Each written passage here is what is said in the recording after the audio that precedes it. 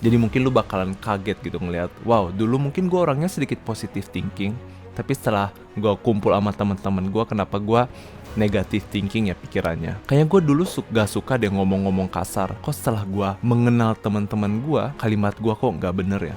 Ya udah sih, hidup gue ini, semau gue ini. Lu ngapain sih ngatur hidup gue? Lu sendiri yang memposisikan diri kalian untuk mengorbankan masa depan kalian untuk berteman dengan mereka. Mungkin temen lu bakalan bilang, ya siapa suruh lu ngobrol sama kita, lu siapa suruh hang out sama kita. Dan lu bakalan sendiri, lu bakalan hancur sejadi-jadinya dan menyesal kenapa selama ini gue mau berteman sama mereka.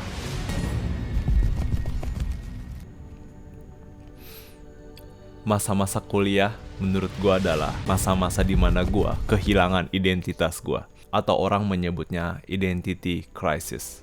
Jadi waktu awal-awal tahun masuk semester, gue mungkin gak terlalu punya banyak teman karena gue outsider.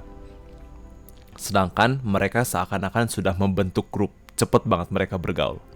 Bagi gue yang introvert dan gue gak tahu harus berteman dengan siapa, akhirnya gue pura-pura ngelihat jendela biar kelihatan ada kesibukan, padahal gue sebenarnya bersedih gitu ya karena ngerasa lonely gitu. Gue selalu menyibukkan diri dengan kegiatan apapun yang bisa gue lakukan biar kelihatan sibuk. Padahal dalam hati tuh bener-bener kesepian banget. Dong gak ngerasa ada yang ngajak ngobrol dong kayak gitu. Suatu hari gue berkesempatan kayak setelah 2-3 bulan kemudian, gue ketemu sama satu grup ini, satu geng ini. Mereka tuh kayak bener-bener anak muda banget. Mereka tahu lagu masa kini, pakaian masa kini gitu ya, bener-bener update banget. And I was like, ketika gue berteman sama mereka, gue ngerasa oke, keren juga ya. Kayak kalau misalnya gue bisa berpakaian seperti mereka, berkata-kata seperti mereka, bisa nonton atau nggak baca reels yang bener-bener up to date gitu.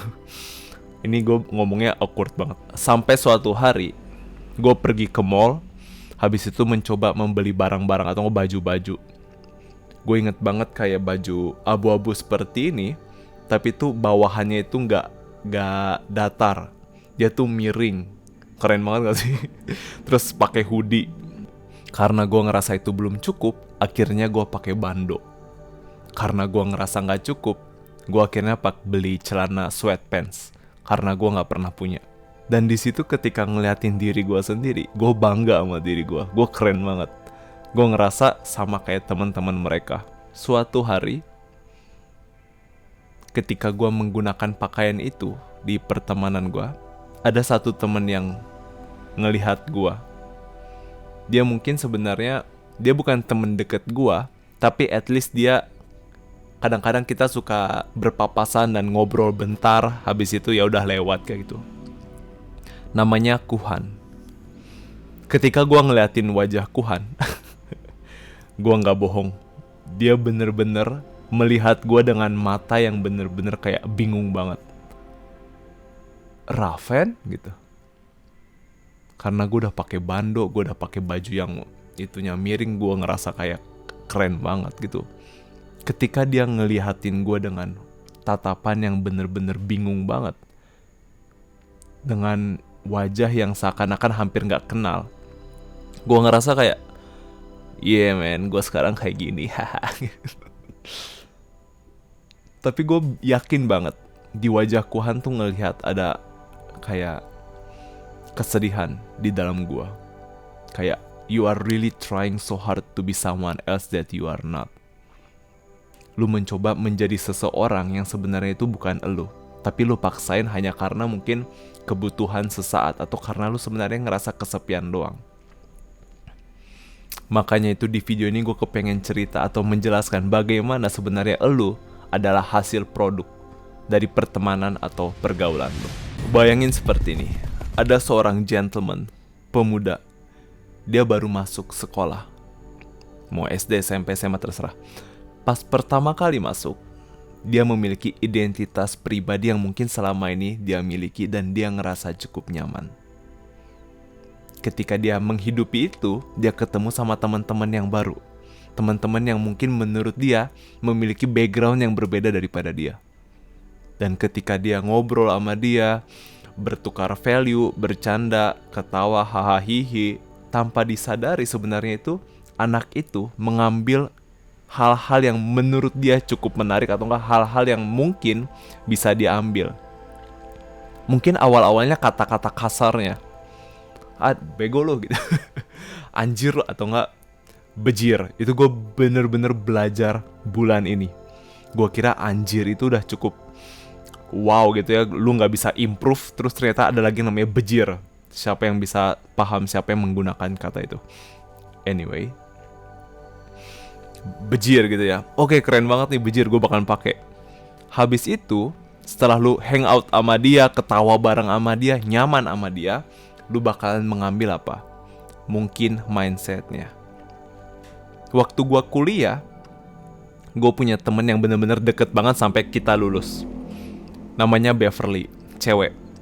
Dia bener-bener negative thinking banget orangnya. Not in a way negatif kayak lu, kita mah gak bakalan bisa lulus, bukan kayak gitu. Lebih ke realistis. Dan ketika gue bilang kadang-kadang suka bercanda gitu ya, mungkin aja tugas kelompok kita bakalan jadi bagus banget. Mungkin guru-guru kuliah bakalan suka. Terus dia bilang, enggak bakalan, sambil ketawa-ketawa. Dan gue juga ikutan ketawa gitu, iya ya kali enggak ya gak bakalan diterima ya. Dan gue mengambil mindsetnya dia, mindset untuk realistis, untuk negative thinking. Maksudnya tuh gak usah lah coba-coba belajar berpikir tinggi. Gue ngambil mindsetnya. Habis itu mungkin gue bakal ngambil pakaiannya kayak teman-teman gue yang tadi yang gue ceritain. Gue bakal ngambil cara pakaiannya mereka. Secara lu nggak sadar lu bakal ngambil ini itu mungkin lu bakal ngambil waktunya mereka, terus akhirnya lu bisa main bareng sama mereka sampai jam 1 malam, jam 2 malam.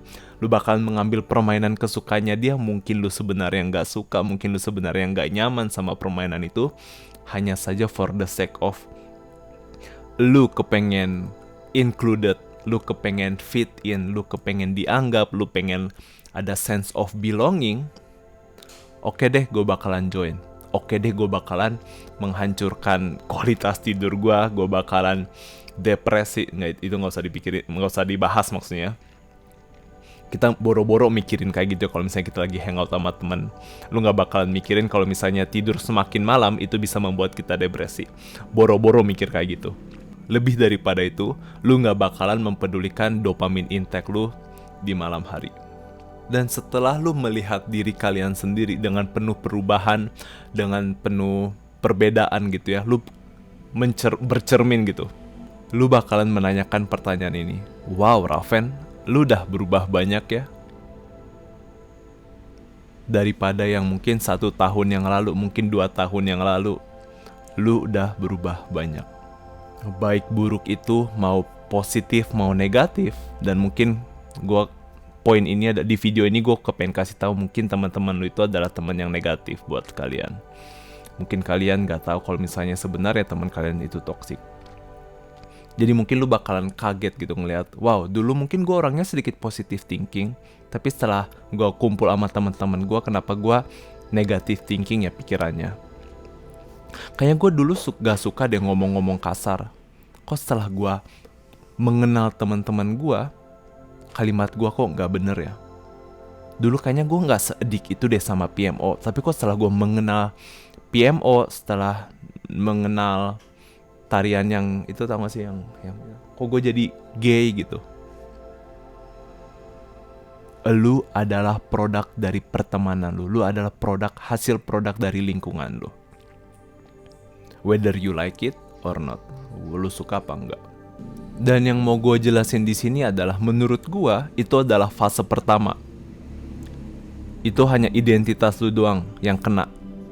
Tapi sebenarnya dengan lu berteman dengan teman-teman lu yang toksik, lu mungkin gak tahu, tapi sebenarnya standarnya itu ditentukan oleh pertemanan lu.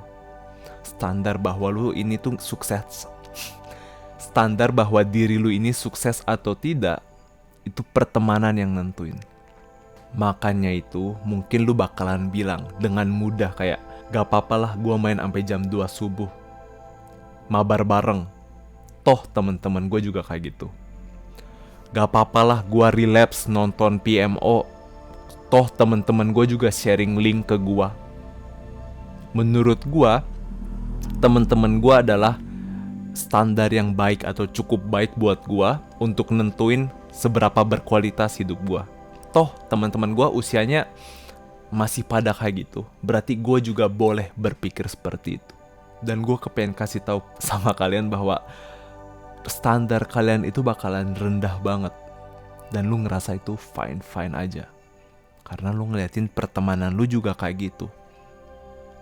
Dan menurut gue itu bahaya banget buat kalian yang ingin melakukan self-improvement. Gue kepengen kalian harus pahamin di mana posisi kehidupan kalian. Dan gue yakin banget, atau mungkin kalian akan udah siap komen gitu ya. Ya udah sih, hidup gue ini, semau gue ini. Lu ngapain sih ngatur hidup gue? Siapa yang sering banget menggunakan kalimat ini? Angkat tangan. Gue jujur jarang sih, cuman gue paham idenya. Kayak gue ini yang ngejalanin kehidupan masa depan gue, lu ngapain ngatur gue? Enggak coy, bukan lu yang nentuin, tapi teman-teman lu yang nentuin masa depan lu. Kalau misalnya kalian gak percaya sama kalimat gue barusan bahwa teman-teman kalian yang sebenarnya menentukan masa depan kalian, lu pernah gak sih ngelihat temen yang ngerokok gara-gara temennya ngomong dia cupu karena gak ikutan ngerokok? Atau enggak mungkin lu punya temen yang ikutan suka trekking motor. Wow, talking about irony. Atau mungkin lu punya temen yang bener-bener toxic banget untuk bilang, yuk main game sampai jam, main game yuk, mabar yuk. Lu mungkin sebenarnya pengen istirahat, lu pengen tidur.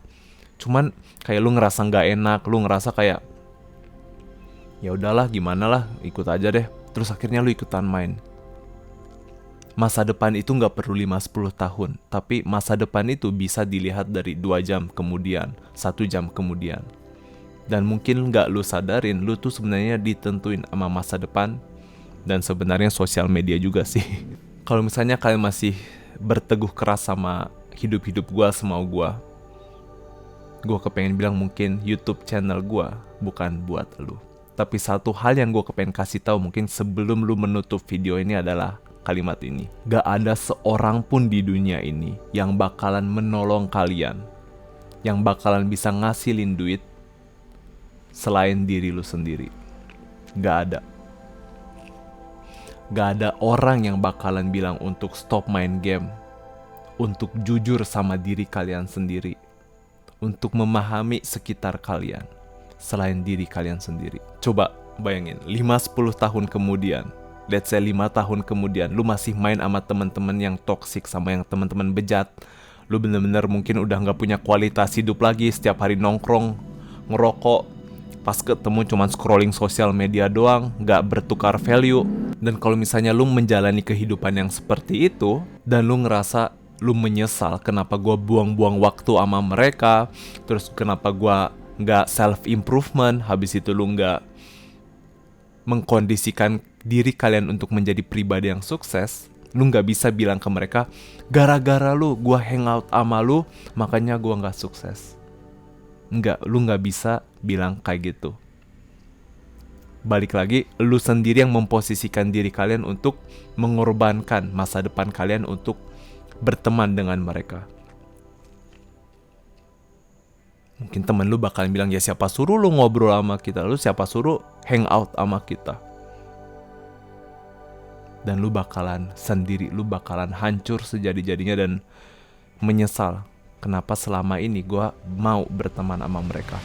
Dan ini yang menurut gue hal yang bisa kalian lakukan agar kalian mungkin bisa mengevaluasi diri kalian atas pertemanan kalian. Yang satu, awareness, yaitu kesadaran. Kalian harus memiliki kesadaran sebenarnya. Coba kalian pikirin teman-teman toksik kalian atau siapapun itu yang mungkin kalian anggap dekat. Pikirin baik-baik. Apa iya dia menghargai lu? Apa iya bener-bener ketika lu berada di titik bawah, dia ada buat lu?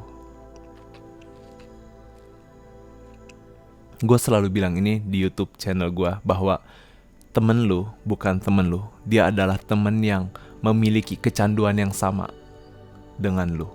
Makanya kalian bisa klop main game, makanya lu bisa ngomongin drama Korea atau apapun itu. Tapi sebenarnya tidak ada kualitas ketika berada di titik terbawah. Ketika kalian bisa menemukan teman-teman mana yang sebenarnya toksik, yang gak baik buat kalian, coba kalian memasuki, ini step 2 ya. Kalian memasuki atau gak coba berpikir, masuk ke dalam otak teman kalian, gak literally pastinya. Cuman kayak masuk ke dalam otak mereka.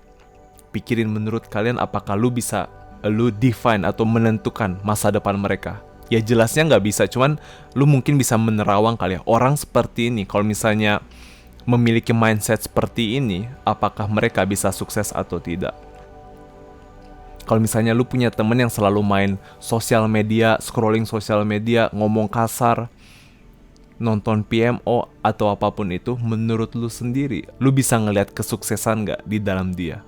Dan step ketiga terakhir yang bisa gue berikan kepada lu adalah cari temen yang memiliki sama struggle-nya, kesulitan yang sama. Cari temen yang mungkin memiliki struggle atau keresahan yang sama dengan kalian. Kalian bisa join link di description di bawah. Itu adalah komunitas yang gue bikin, yang menurut gue cukup spesial karena hanya 100 orang. Menurut gue kalau misalnya kebanyakan sampai 2000, itu overwhelmed juga. Dan yang terakhir gue mau bilang di sini adalah milikilah value terhadap diri kalian. Selalu mengutamakan diri kalian terlebih daripada teman-teman kalian. Kalau misalnya kalian ngerasa tersakiti, kalian coba meng-value diri kalian atau enggak menghargai diri kalian lebih dalam lagi. Oke, kalau misalnya dia berkata kasar terhadap gua, mungkin memang seharusnya gua nggak berteman sama dia. Karena menurut gua menghargai diri gua sendiri jauh lebih daripada pertemanan gua. Dan ketika kalian bisa berpikir seperti itu, mungkin kalian gak punya banyak teman yang bener-bener satu value sama kalian. Tapi di situ kalian ketika menemukan satu orang itu yang bener-bener memiliki satu value dengan kita bisa satu grow up bareng gitu ya. Itu bener-bener worth it buat kalian perjuangin. Dan gue yakin lu pasti bisa. Bye-bye.